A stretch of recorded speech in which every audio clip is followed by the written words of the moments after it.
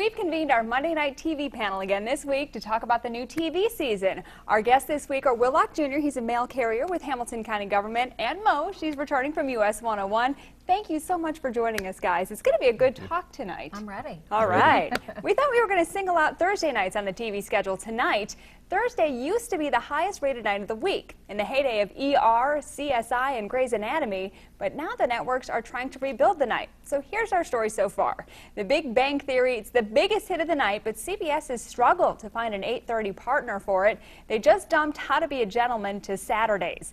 Big Showdown is at 9, where, of course, Grey's Anatomy on ABC, Person of Interest on CBS, and The X Factor on Fox. They're all battling it out. And NBC's comedy lineup really struggled so far, finishing a distant third.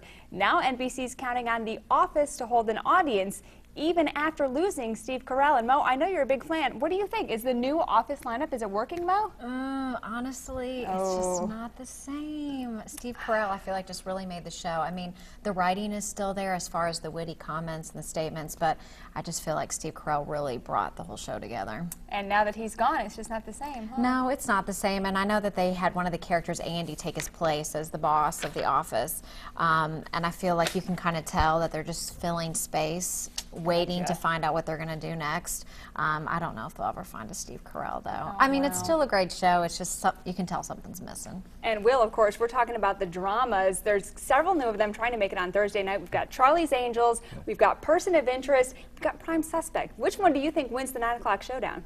Prime Suspect. I love the show. I love the acting.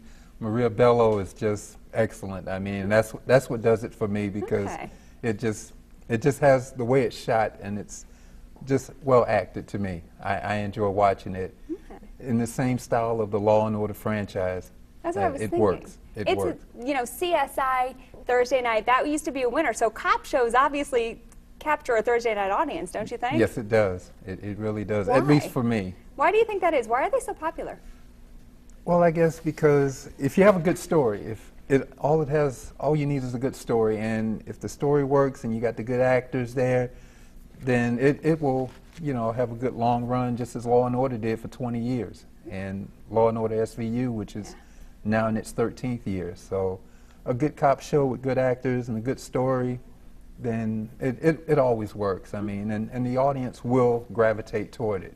Okay, so now here's the big showdown, though. Can a drama beat out a comedy in the long run? I'm going to ask Mona, what do you think? You've talked about The Office.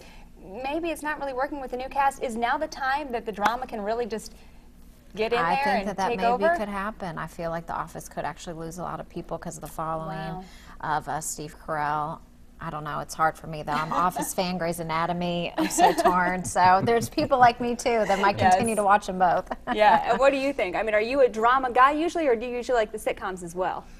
I'm more of a drama guy. I mean, the comedies with me, such as the Cosby Show and Family Ties, which I enjoyed back in the 80s, but I've more gravitated toward dramas now, scripted dramas. Okay. And of course, an occasional weakness for me was Wipeout. Oh, wow. Okay. You know, and that actually kind of segued perfectly, because I was going to ask, we didn't even mention The X Factor at all, but that also is going to be one of the shows battling out. What do we think? Scripted dramas, X Factor? Quickly. Scripted dramas.